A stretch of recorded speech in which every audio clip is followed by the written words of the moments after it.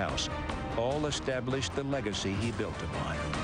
Smith gave his body and spirit to America's team, making each of his record 18,355 rushing yards all the more meaningful. Hand off, Smith and left guard, 35, 40-yard line. That should do it. I was very thrilled to have the opportunity to do it right here in Texas Stadium, where God can look down on us this day. There's only one NFL rushing champion, and there's only one Emmitt Smith. When you look at a player, you got to look at a player's heart and how hard he plays the game. Because then you know whether or not he'll quit. You know whether or not he's tough.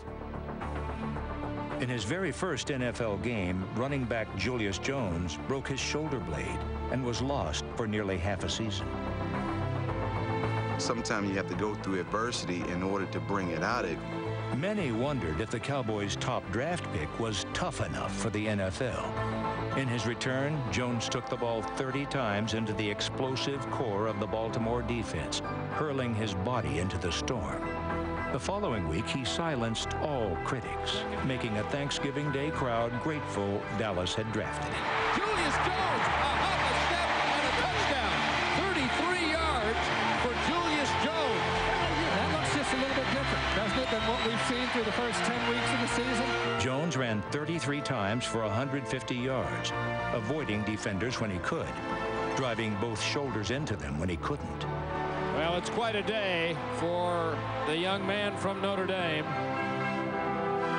In the fourth, Jones helped the Cowboys take a 14-7 lead, giving his body for the good of the team. And even before his second touchdown run put the Bears away, the Cowboys' season had turned electric. Second and goal at the 4, hand off Jones, coming right to the goal line, bang, bang, touchdown, Julius Jones. Jones's rookie season gave Cowboys fans one very important thing: hope. Every time he sliced through the line, every time he exploded around a corner, every time he left a defender clutching at air, hope that better days were not far off swelled in hearts across the country. Julius Jones blowing out of the backfield and exploding down the sideline. You can't stop him running the football. You just can't. You cannot stop the guy. Jones's small stature belies the size of his game. He joined Earl Campbell as only the second player in league history to carry the ball at least 30 times in 3 straight games. He does not shirk from physicality. He welcomes it. Jones can take by force what niftiness cannot. Mr. Touchdown! Touchdown, Cowboys! In the last 7 games of 2004, Jones posted numbers most rookies would die for, rushing for over 800 yards and reaching the end zone 7 times. In Seattle, Jones had the kind of game many veterans would kill for. That's Julius Jones, fellas, number 21. The rookie made the Monday night stage his. Jones's 198 rushing yards represented the 3rd best single-game total in team history, and 2 touchdown runs helped the Cowboys build a 29-14 lead. Draw, Julius, coming up the middle. He scored. Touchdown, Cowboys. But nothing came easy in 2004. In the 4th, the lead turned into a 10-point deficit. Another loss seemed certain. But with under 2 minutes left, Vinny Testaverde and Keyshawn Johnson sparked Monday night magic. Holyoke, Massachusetts, they're not dead yet. Okay, the onside kick to give Dallas a chance with 1:45 remaining. Dallas recovered it. Jason Witten. Don't anybody leave yet. Cowboys history is defined by great comebacks, and as Jones led the team to another one, it was impossible not to wonder if the franchise was beginning its greatest comeback of all.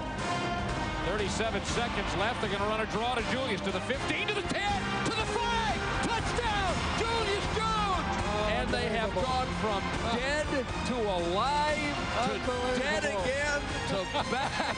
And America on Thanksgiving and Monday night has just discovered Julius Jones.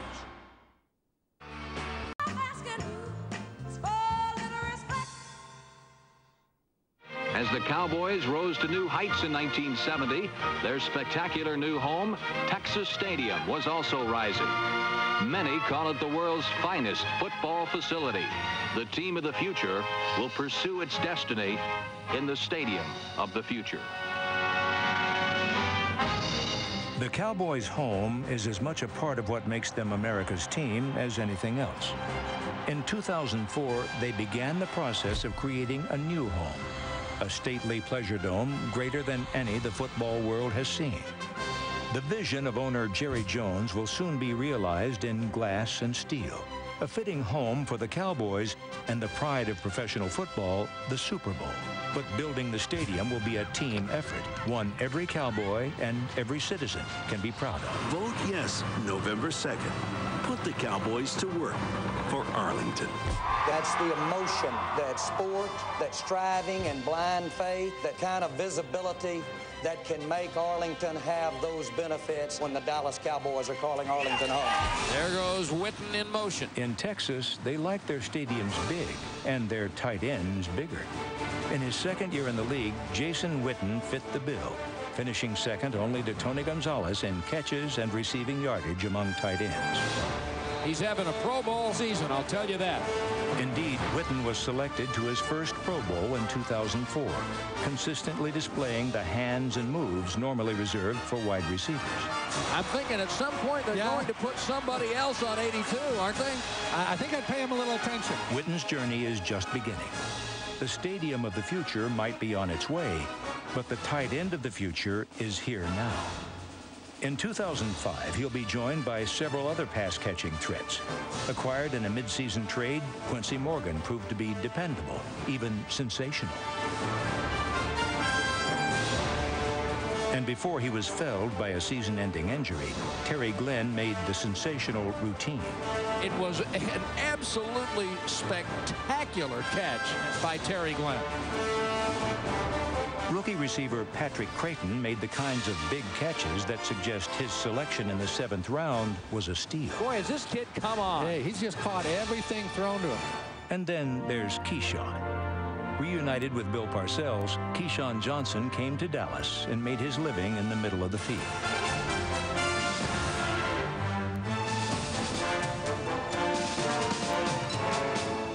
He took the punishment, and he reaped the rewards. That's where that big receiver comes in handy. Takes a hit from the corner and the safety, stays on his feet, and takes it in. I think he's been everything the Cowboys expected and wanted. I think he's had a really good year. Whether he risked life and limb over the middle or toe-tapped the sideline, Johnson excelled in 2004, leading the team in receiving and infusing the offense with his swagger. Got a man, Keyshawn Johnson. On the day after Christmas, Johnson displayed that swagger in the Cowboys' storefront window. He caught 7 balls for 84 yards and delivered Dallas fans some belated holiday cheer. 4th and 1, slant to Keyshawn, first down, lost his helmet, he's still running to the 10. Keyshawn is brought down at the 6. It was Fred Smoot who yanked Keyshawn's helmet off, and this is a heck of a game for Keyshawn Johnson. He's having a really good one. 1 week after dominating Philadelphia, the Dallas defense was again ferocious, holding the Redskins to 233 total yards. But a slim 6-3 lead soon disappeared. The Cowboys once again needed a miracle comeback. And once again, they made it happen. Dallas at its own 25, trailing 10-6 with 1:09 to play. And here's your ball game, 4th and 10. Over the middle, caught. Patrick Creighton's got a first down. They have no timeouts, and they're at 1 minute. 4-man rush, lots of time, deep to the corner. Creighton caught it into the end zone. Touchdown, Patrick Creighton. The Cowboys lead with 30 seconds to go. I don't know how many you're going to see or hear like this one, kids. Oh, my goodness. With that, Testaverde rode into the sunset. The Cowboys go forth in 2005 with quarterback Drew Bledsoe, who spent his formative years in pro football learning from a familiar face. That's the way to throw the ball, Drew. Meet the new boss, same as the old boss. That's perfect throw, son. That's the way to throw it. The opportunity to play for Bill again is very enticing. He compared Witten to the tight end I had in New England, Ben Coates, and said that he thinks that they're very comparable talent-wise. You got Terry Glenn and Keyshawn Johnson, a very good young running back. Touchdown, Cowboys! Starts with a huge offensive line that can do great things.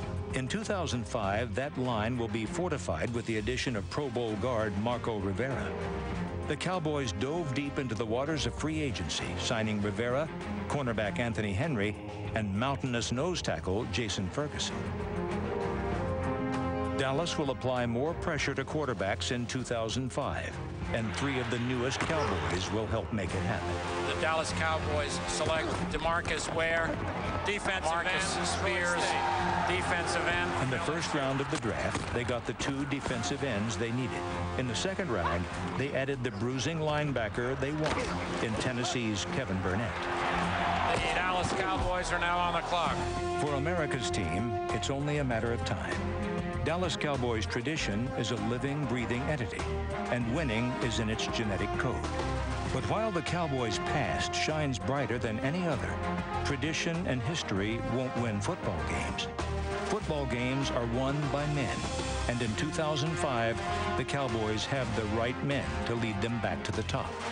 No franchise has reached the playoffs more than the Dallas Cowboys, and no team has greater motivation to return. Tradition and history may not win football games, but with a rising star in the Texas sky, they can light the way back home.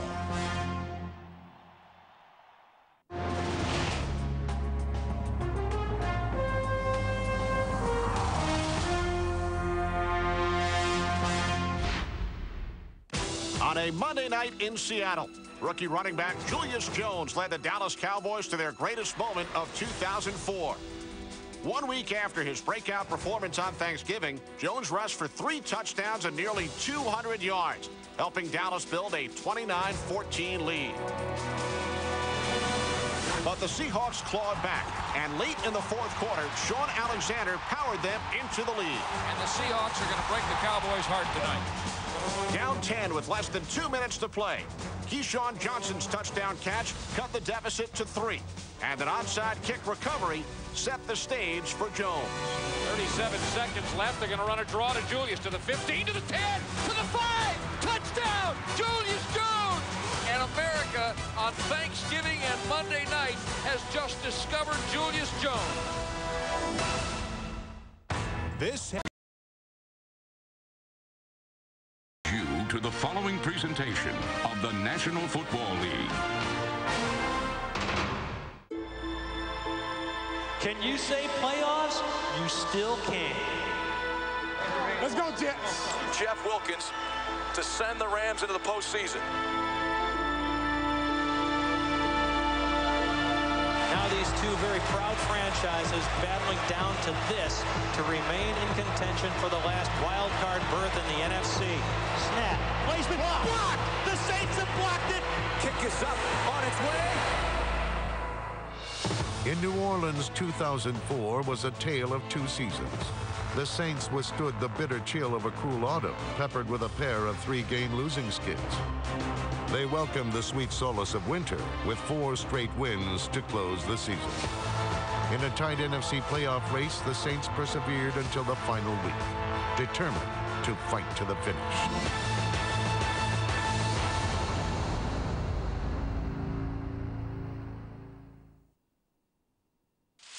After stumbling out of the gate in a Week 1 loss to the Seahawks, the Saints found their footing in Week 2 against the 49ers.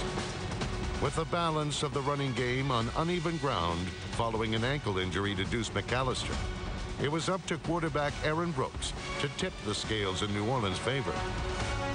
He responded with a near-perfect performance. Here's Brooks dropping, throwing into the end zone, leaping reception, touchdown Joe Horn! Brooks landed calculated jabs and precision punches, throwing for 279 yards and 3 touchdowns. But trailing 27-23 in the fourth quarter, Brooks would need a fumble recovery by Jay Bellamy to deliver the knockout. Brooks has time, throws back in the end zone, wide open touchdown! Dante Stallworth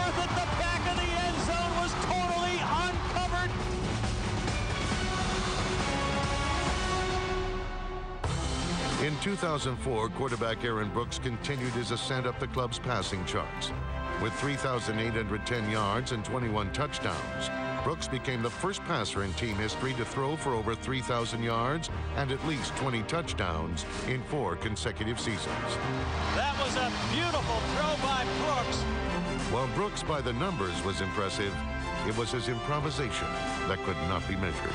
He's in trouble. Scrambles away from it, rolling left, throwing on the run downfield. Horn, yes. Leaping grab, touchdown. Give a great deal of credit to Aaron Brooks for his escapability. Brooks was as quick on his feet as he was on the draw. Number 2 could turn a broken play into a big gain in one swift step. His groundwork led to pay dirt, a career best 4 times. Nifty little piece of running there by Aaron. He scrambles with the football, fights his way to the goal line, and looks to be in. He is. Good job, baby. Nice shot, man. In week 3, the Saints went marching into St. Louis. With McAllister still sidelined, New Orleans would need a huge lift from a little-known back named Aaron Stecker to conquer the Gateway City. Stecker gets the call. He's got running room inside the 35, 30, 25, 20. He's going to go. Aaron Stecker, touchdown Saints. With big shoes to fill, Stecker became the perfect fit, running past 100 yards for the first time in his career. Wait, Smith said can't run the rock. You can run it. I know you can't run the rock. I told you. The Saints defense sacked Rams quarterback Mark Bulger 5 times, including 3 by number 94, Charles Grant. Aaron Brooks felt right at home in the Dome, throwing for 316 yards and benefiting from favorable bounces. Brooks drops, pumps left, looks right, throws in the back of the end zone, and it's happened. Oh, baby, what a grab! That's one of the finest catches you will ever see. That ball got deflected, and somehow or another, Joe Horn, on his gimpy left leg, reached out his left arm and caught the ball with one hand. What a great grab by Horn as the Saints retake the lead. Trailing by 3 in the final 30 seconds, it was a cool head that proved most valuable as Brooks led a game-saving drive. 25-22 with 7 seconds left. Snap, placement, kick on its way, and it is good. Get the defibrillator, baby, because this one's going to overtime. In overtime, Brooks used his legs to set up John Carney's club record 5th field goal of the game and keep Coach Jim Haslett unbeaten in St. Louis. Field goal! Field goal! Baby, yeah, that's what a team does. Snap, placement, it's down, the kick is up, and it is good! And the Saints have won the game of the week in the NFL, and the hated Rams are vanquished here in St. Louis in overtime.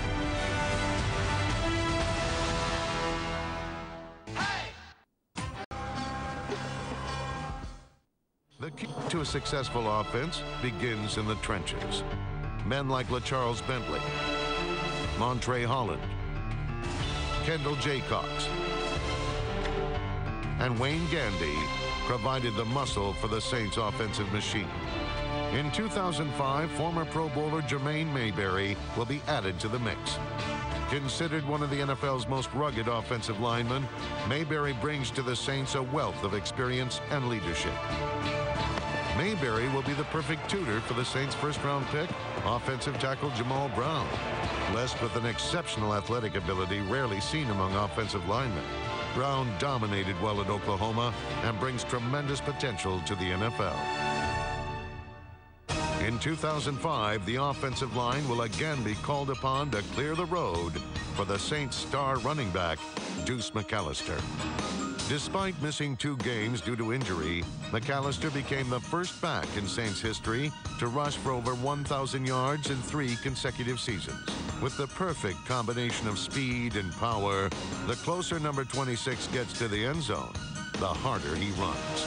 McAllister carrying tacklers with him, still churning those legs all the way down to the 7-yard line. His tenacity carried him across the goal line 9 times in 2004.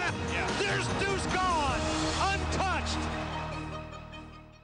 McAllister's sense for six proved valuable in Week 7 in Oakland. His pair of third-quarter touchdowns erased a 9-point deficit against the Raiders. Deuce McAllister with a 1-yard touchdown run, his second of the third quarter, and the Saints add to their lead. Special teams closed the door on the black hole when rookie Colby Bachwalt scooped up a fumble on a kickoff and returned the ball 6 yards for the decisive score. Ball has come free. Colby Bachwalt picks it up. Touchdown! Saints special teams thrived in 2004.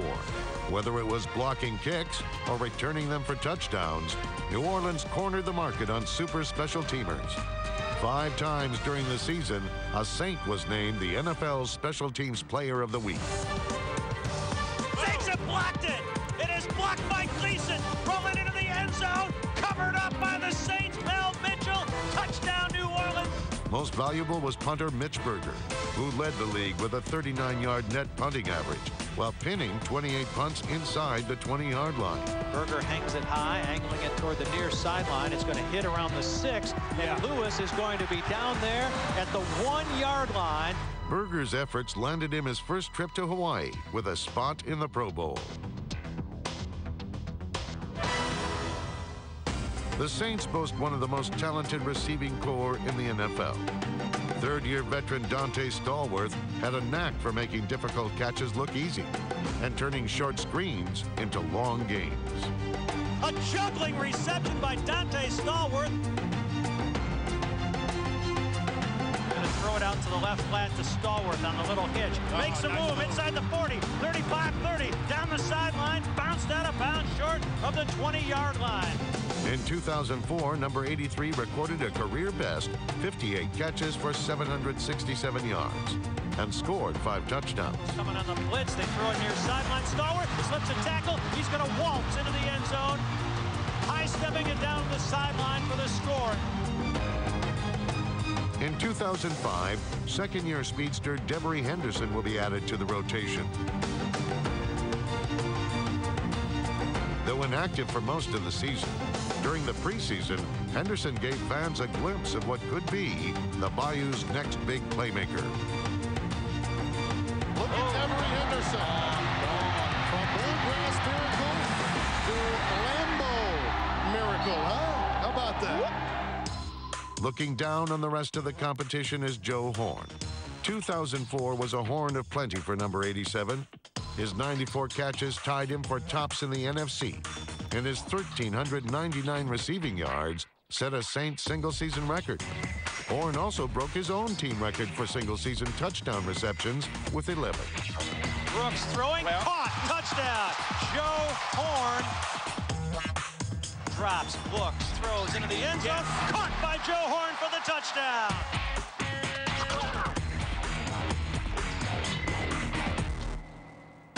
In Week 10, Horn flexed his muscle against the Kansas City Chiefs, sending the message he was no ordinary Joe. Here's play action. Brooks wants it all. Throwing deep for Horn. Horn's got a step, and he's got the football at the 15-yard line.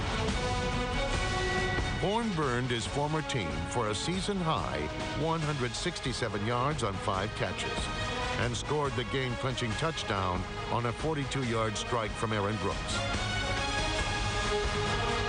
Brooks, play action. Wants it all for Horn. He's open inside the 5. He has scored the touchdown. A huge catch by Joe Horn, the former Chief. Sweet redemption and a 42-yard touchdown strike. No one plays the game like they do. For them, it's a way of life. Skills, thrills, attacking flair. That's what Brazilian football is all about. The Brazilian Championship now airing every Sunday live on Alegria Dia. Area of the team improved more over the course of the season than the defense. And defensive end Charles Grant was a big reason why. In 2004, Grant took his game to a new level, finishing with a career-high 10.5 sacks. Here's Dorsey, and he is crushed! Woo! Charles Grant just buried him. Count, boot bootleg, being chased and dropped back at the 17-yard line by Charles Grant. Number 94 is one of the most versatile defensive ends in the league. Equally disruptive in the running or passing game. Vick dropping, looking, setting up the screen. Intercepted by Charles Grant. Grant downfield to the 30-yard line before Warwick Dunn hauls him down. Complementing Grant on the other side of the defensive line was Darren Howard. Despite missing 3 games due to injury, Howard still managed to lead the team in sacks with 11. He also collected 46 tackles and forced 4 fumbles. Delhomme, he's in trouble, and down he goes. Darren Howard gets it. Vick wants to run. It's being strung out by Howard, and Howard brings him down for a loss on the play. Darren Howard really read that play beautifully. Completing the trio of some of the most talented defensive ends in the league was rookie Will Smith. Smith lived up to his first-round selection, leading all rookies in the NFC with 7.5 sacks. He forced a team-high 6 fumbles on a defense that forced an NFC best 23 fumbles. Here's Vick dropping back, and he's going to be hit from behind and dropped by Will Smith.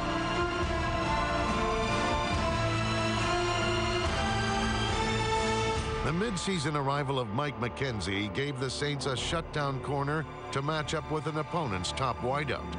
McKenzie's impact was immediate, leading the team with 5 interceptions after appearing in just 10 games. Shaw to throw again. Pumps, delivers, near sideline. McKenzie's going to intercept it. Takes it in over his shoulder inside his 25-yard line. There's a guy that certainly made his presence known ever since he's been here. On the other side, Fakir Brown emerged from a key role on special teams to one of the Saints' top defenders. Fakir's forte was creating turnovers and delivering devastating blows. The unsung hero of the secondary was safety Jay Bellamy. Number 20 patrolled the defensive backfield with a seasoned sense for finding the football. Bellamy collected 92 tackles, forced 2 fumbles, and recovered 3 more. But Jay Bellamy has made a ton of plays. He's not threatening to go to the Pro Bowl or anything like that, but I'm going to tell you what, you put that guy up to the line of scrimmage, he'll at least get up there and mix it up with those running backs and make tackles in the backfield and try and make things happen. The Saints have added an additional playmaker in the secondary for 2005 in safety Dwight Smith. In 4 seasons in Tampa Bay, Smith proved to be versatile, playing both corner and safety. In 2004, he registered 83 tackles and picked off 3 passes.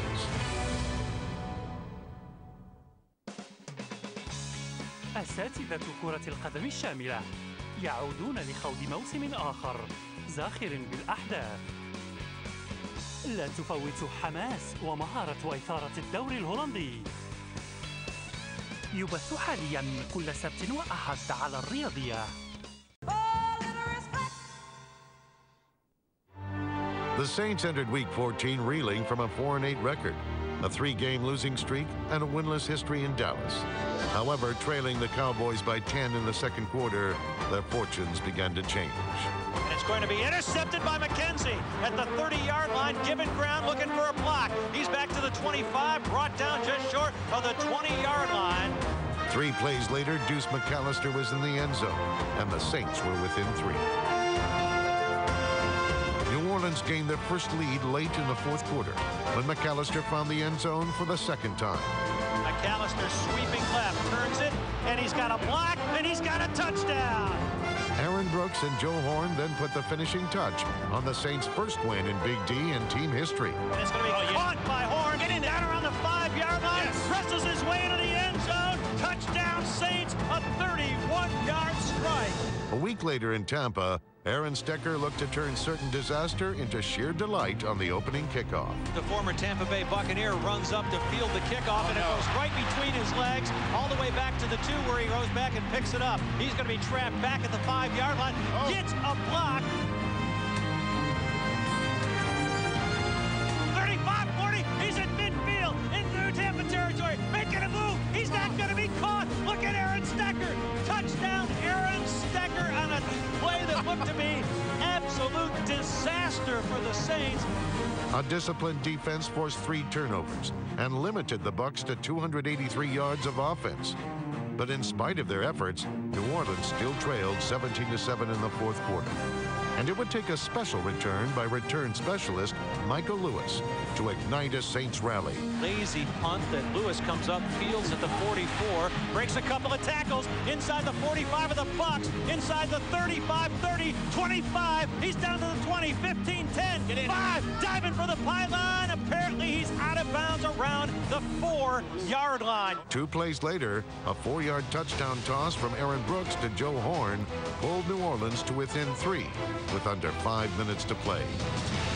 On the first play of the ensuing series, Will Smith forced a desperately needed fumble, and Fakir Brown recovered the ball at the Tampa 41-yard line. Brooks spurned overtime and went for the win by first scrambling for a first down on 4th and 12, and then finding Dante Stallworth for the game winner. Here's Brooks, gonna throw the slant. Yes, Stallworth. Yes, he's got it. He's in. And the Saints on a 7-yard touchdown reception, and their playoff hopes remain alive. The Saints returned home the following week to the first white Christmas in the Bayou in over a half-century, and a renewed spot in the NFC playoff race. Riding a 2-game winning streak, not even the division-leading Falcons could withstand the Saints' postseason push. It'll be a sack as he's collared in the end zone by Tony Bryant. So there's the first score of the game, and the defense produces it. Aaron Brooks ran for a touchdown and threw for another on a 39-yard strike to Dante Stallworth.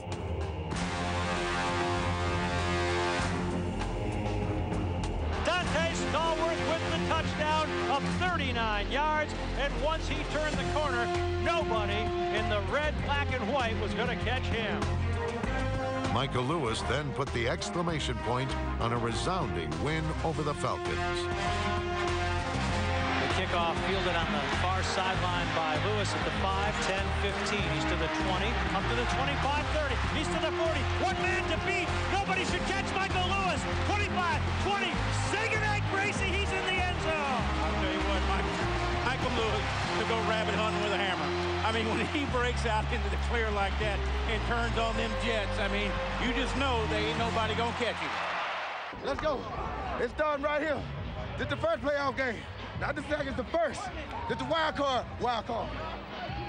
With their playoff pulse still beating, the Saints entered their regular season finale in Carolina, needing a win over the Panthers and a Rams loss to secure the final playoff spot in the NFC. 60 minutes.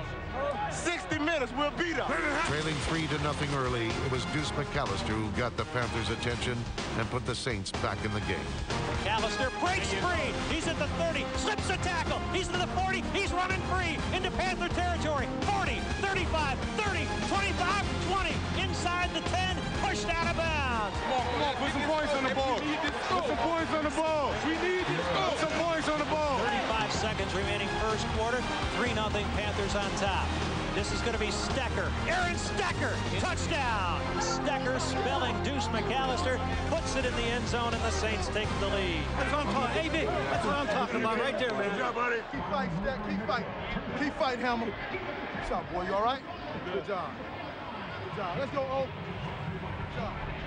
Now playing with the lead, an often criticized defense was fueled with confidence.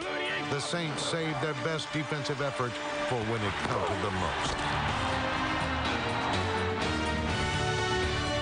They made life miserable for former New Orleans quarterback Jake Delhomme, sacking him 6 times and forcing 3 turnovers.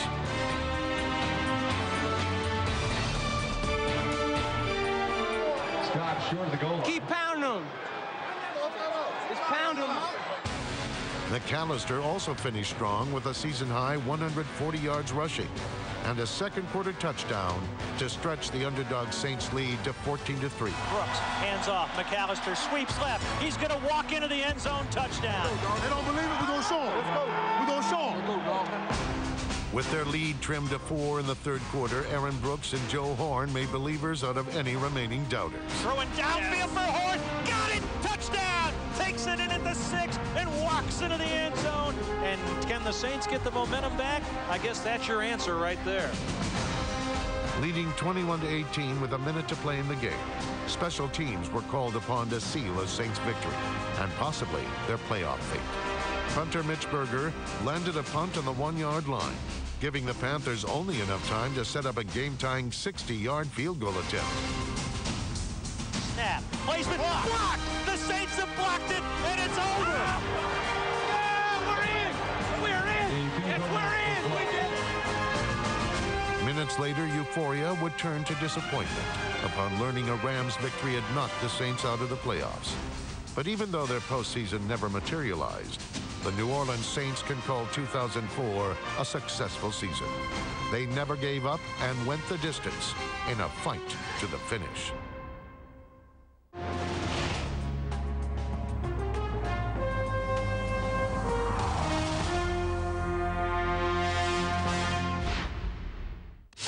The greatest moment for the 2004 New Orleans Saints was their season-ending victory at Carolina. The Saints shined in all phases. Deuce McAllister rushed for a season-high 140 yards and a touchdown. Brooks, hands off, McAllister.